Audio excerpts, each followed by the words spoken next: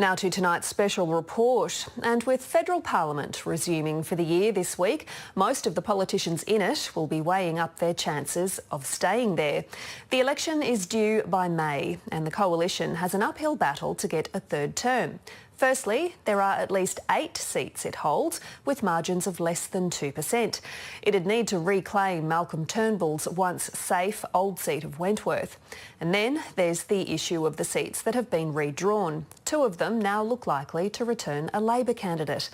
Political editor Andrew Probyn travelled to one, Dunkley in Melbourne's southeast, to check the lay of the land. Campaigning's relentless and starts early in Chris Crewther's seat.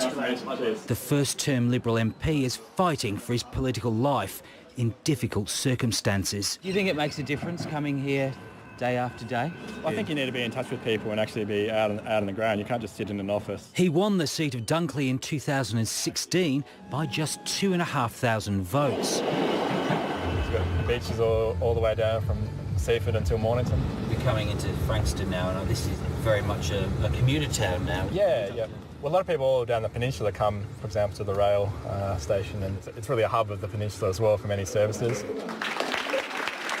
The sitting member can't afford to miss any gathering, large or small. The Dunkley Shield Award is an award that I give to one student. Because it'll take more than a shield to defend Dunkley this time. Chris Crewther needs thousands more votes than he got 3 years ago, and he's only got weeks to find them. In just under 100 days, voters in electorates like this one on Victoria's Mornington Peninsula will decide who'll form the next federal government.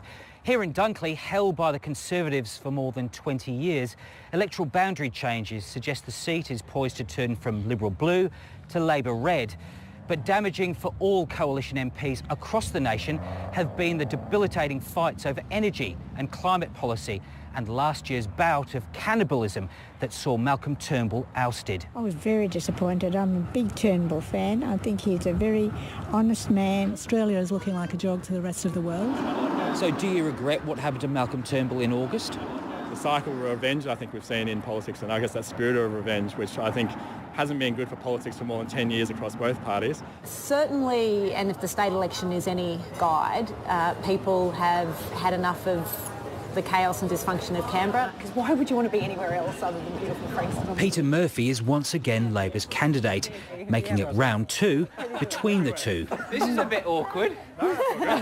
Like her opponent, her campaigning's barely stopped since their last contest. There's a lot of working people in the Frankston area who feel that everything is going up except for their wages. People are more interested in local issues, what I'm going to do to help them. So what are those issues? Well, I think law and order, which is slipping away badly. Education is my #1 priority. For me, it's our young to be able to afford to buy houses. Otherwise, they won't be leaving the parents. I experienced a lot of disadvantage growing up, and that's why I am passionate about giving people those opportunities, particularly young kids. People are crying out for better health, public schools, better roads, and they're just not getting it. But she acknowledges some crosswinds about Labor's plan to stop retirees getting cash refunds from excess franking credits. When I talk to people here who have heard, the lies about retirement tax and I explain what the policy is, they understand it. There will be some people, but it will be few people, and it won't be any pensioners who will be affected by it. Last year's leadership coup saw the government tumble into minority status. The coalition began this term of Parliament with 76 seats, but the loss of Malcolm Turnbull's old seat of Wentworth to independent Kerryn Phelps stripped the government of its bare majority. Redistributions have made it more perilous for the coalition. This seat, Dunkley, and another Liberal-held seat across the bay, Corangamite, are both now notionally in the Labor column, meaning the coalition will start the election campaign effectively needing to win an extra 3 seats to retain office. And like every election, there'll be a whole lot of young people voting for the first time.